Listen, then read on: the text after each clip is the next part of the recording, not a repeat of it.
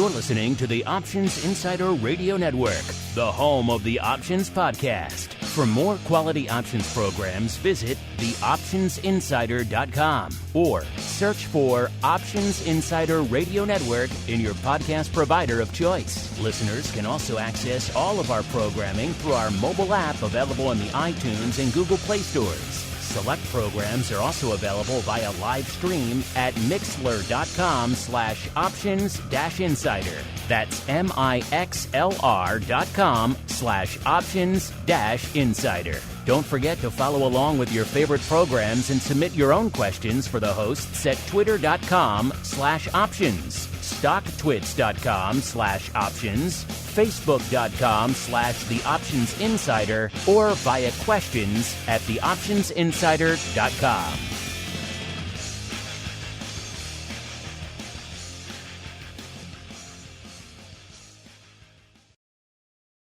Welcome to the Options Playbook, the program where we break down cutting-edge option strategies and explain how you can incorporate them into your own portfolio. Whether you're looking to grow your capital with some offensive maneuvers or protect your investments with defensive plays, you can find them all in the Options Playbook.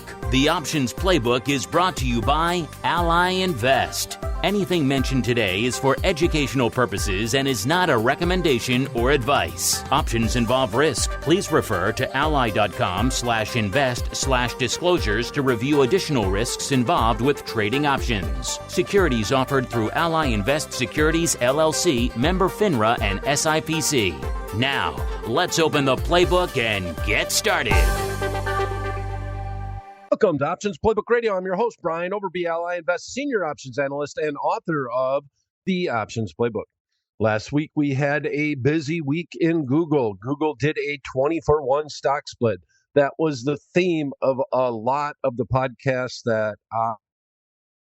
I was working on last week, podcast and YouTube videos, mainly because it's such a widely held underlying stock within Ally Invest. I thought I should address what is going on with the option contracts and what's a better way to do that than to come up with a paper trade in Google. So we're going to do a little bit of a rinse and repeat because the way that I would look at Google now that it's split relative to Google before the split is way different. And this is what Options Playbook Radio is all about. We're trying to take a specific strategy and we're going to apply it to the underlying pricing conditions. And sometimes that means that if it's a $2,000 stock, you're not going to consider just buying one option contract. Why? Because it's so expensive to buy an at-the-money, even just a little out-of-the-money option contract. And now that it's a lower price stock, that strategy is on the table. So today, we're going to review last week's trade, which was a long call spread.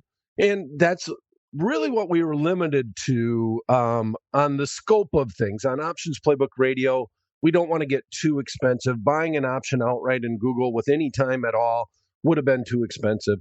So we reduced our risk by doing a spread. And we talked a lot about things to consider on a stock like Google, and that stock, when we looked at it, was trading at $2,227.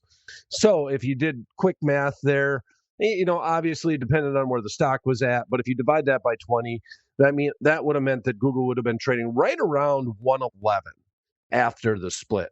Now we see today, we're taping Options Playbook Radio. It is Wednesday, July 20th. The markets are closed. We see Google trading at about $113.90, and I guess that's the exact number. The markets are closed. So $113.90. It's up about 2%. And the spread is doing pretty good. I wasn't quite sure exactly where it was going to be at, but right now on our 1-by-1 spread, we would be up approximately $300. Now we're going off of midpoints. You got to think about commissions. But as always here on Options Playbook Radio, we just talk about them as paper trades. They're not meant to be recommendations. We're trying to learn from it. And one of the biggest things that we looked at is if you were doing a spread, you want to think about what strike prices you're going to have after the split. So we really don't want to have a fraction in our strike prices. And there are a lot of fractional strikes right now because of this split. So we did the math and we decided to do the July 29th expiration. And that has a little bit to do with earnings too, but we did the July 29th expiration. And we ended up with buying the 117 strike call and selling the 120 strike call. So now in our paper trading account, we would have 20 contracts of each. It's a 20 by 20 spread. When we initially did it, the strikes were first of all, it was only one contract, and the strikes were 2,340 and 2,400. And we wanted to end up with a 3-point wide spread. So our spread strategically was a 60-point wide spread. Right now, if we look at that trade with the markets closed, the midpoint of our spread on the July 29th expiration, which we would now own 20 by 20 on paper, is trading at 98 cents. That means that if we do the math, 20 times 100 times 98, that's $1,960. When we put on the initial trade, it was $1,650. So you're up about $300 on the trade. Obviously, there wasn't a lot of fanfare around the split. To be blunt, meme stock like GME, GameStop, is actually getting more fanfare than a mega cap company like Google. It didn't even really get mentioned on a lot of the major news channels. They're just all talking about recession. But Google's going to be announcing earnings, and they're going to be announcing on Tuesday, the 26th, after the market close. So do you want to stay the course? If you do, go ahead. If you're playing it just for the split, if you were hoping that we're going to get the run up in the split and you're still worried about the economy, well, you got a small gain. Take it and move on. I strategically picked the 29th because I knew that Google was supposed to be announcing earnings that week. I didn't know the exact date, I don't think, when we talked about it on the podcast. But it turns out that right now, according to Google's Alphabet's, I should say, investor services, that date is going to be Tuesday, July 26th. Okay, so I want to keep this theme rolling. And I just think it's a good learning lesson as far as strategies are concerned. Now that Google has done the split, the option contracts are going to be a lot cheaper. So, for example, if you think of options, what they purely were intended to be, insurance products, let's compare them to something like a car insurance product. Is it going to cost you more to insure your Bentley or your Chevy Cavalier? A little bit of difference in cost. The more expensive the underlying, the more expensive it's going to be to insure. Google, well, the actual guts of the company did not change, but the stock was a $2,227 stock, and now, as of the close today, it's $113.90. So one individual option contract, well, basically got cut by 20, which I guess there's not a better way of saying that. In that, if you look at a big stock split like 20 for 1, like Google just had, then it's obvious that the option contracts are going to be trading for a lot less. Okay, so let's do a fear of missing out trade. And I've kind of, throughout the pandemic and, the threat of recession, I've been kind of using the FOMO trade probably too much. FOMO stands for fear of missing out. Just because you are really bottom fishing on almost anything right now. The 10-year and the 2-year has been inverted for more times than I can count, or more days than I can count at this point in time. And that usually signals that in past, it's always signaled that a recession was coming. Some people are saying that it's still not here. Some people are saying that we're already in one. But unemployment is still low, and I'm not quite sure where we're at. So anything that you're buying long, anytime you're allocating some capital in a marketplace like this, it is obviously bottom fishing in my mind. You're really bottom fishing. So how could I participate in a stock like a huge mega cap stock like Alphabet and still have limited and known risk. The market, the S&P 500 index, is down more than 20% from its highs. And Google right now is trading at about 20 times earnings. So there is value there, especially relative to the rest of the FANG stocks. It's one of the more fairly priced stocks now that it's been beaten up a little bit. So we're going to go out till next year. We're going to go to the January 2023 expiration. The date in January is the third Friday, which is the 20th. And we're going to buy a 75 delta. We're going to go a little deeper in the money, and we're going to buy a higher delta option contract. A lot of times I like to look for an 80 delta, but I'm going to buy the 75 delta on paper on Options Playbook Radio today because that's the 100 strike call. It's easy to remember that we're doing it.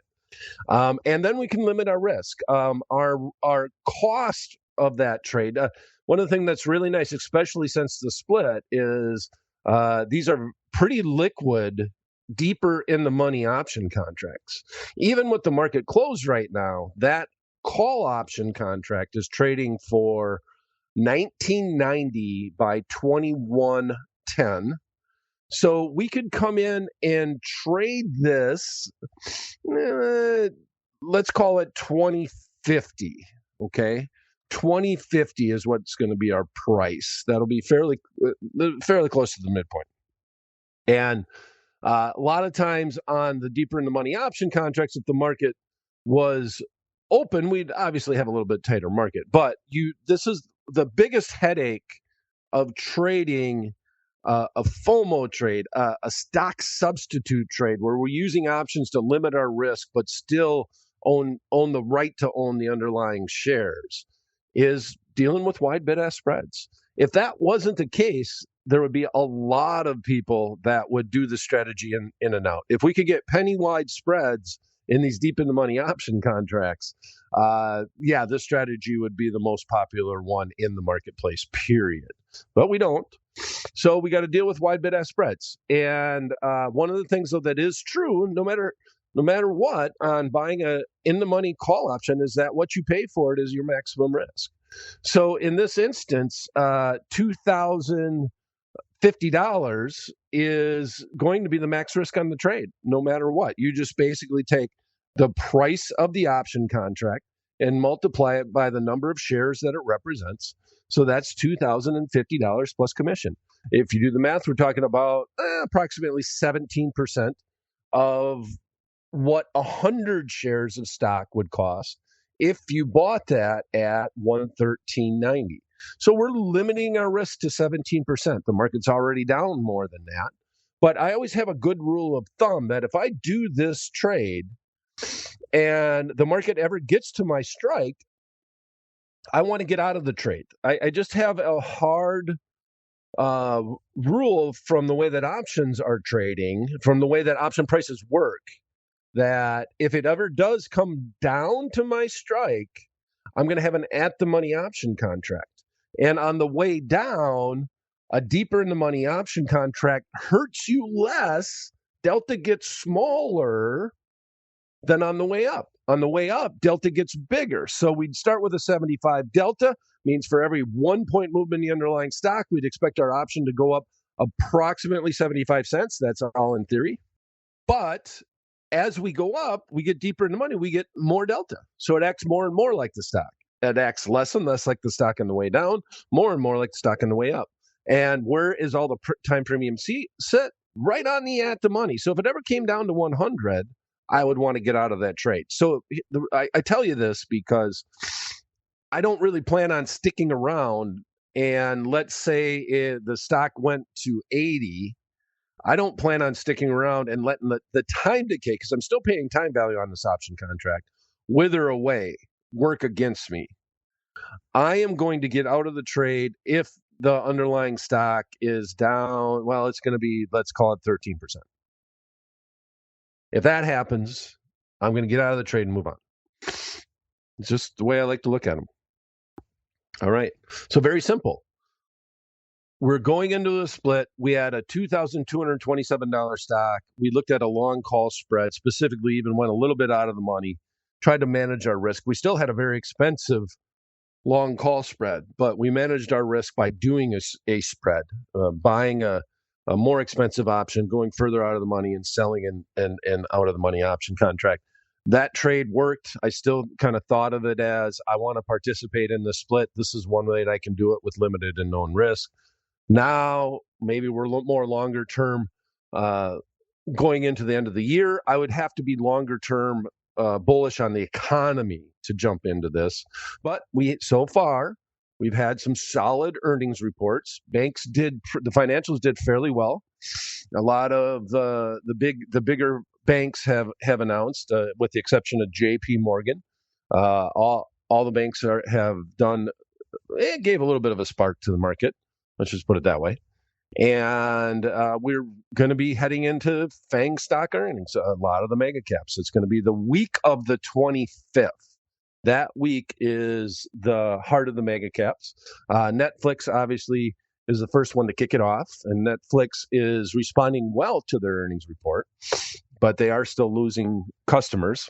But I guess they lost less than anticipated. So the market decided to rally on that news. And so let's look at Google. Let's look at, now we've gone through the split, want to get ahead of it going into earnings. Let's buy a stock substitute, limit our risk to a known amount, have a plan, and let's work that plan. All right. So one last time, we're looking at buying the January 20th, 2023 expiration 100 strike call in Alphabet, i.e. Google. The midpoint is right around $20.50. That's $2,050 plus commission, max risk. All right, that's going to be it for this episode of Options Playbook Radio. If you'd like to follow me on Twitter, please do so. My handle is @BrianOverby. If you have any questions you'd like us to try to address on the show, please email them to me at theoptionsguy@invest.ally.com. Thanks for listening. We'll be back at the same time, same place next week. Until then, may all the options you bought finish in the money and all the ones you've sold finish out. The Options Playbook is brought to you by Ally Invest. Anything mentioned today is for educational purposes and is not a recommendation or advice. Options involve risk. Please refer to ally.com/invest/disclosures to review additional risks involved with trading options. Securities offered through Ally Invest Securities, LLC, member FINRA and SIPC.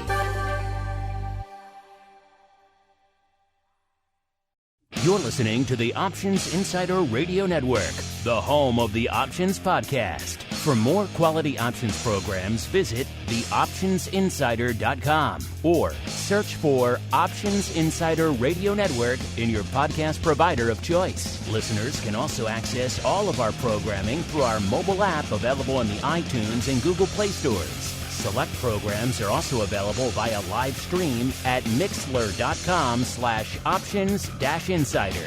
That's mixlr.com/options-insider. Don't forget to follow along with your favorite programs and submit your own questions for the hosts at twitter.com/options, stocktwits.com/options, facebook.com/theoptionsinsider, or via questions@theoptionsinsider.com.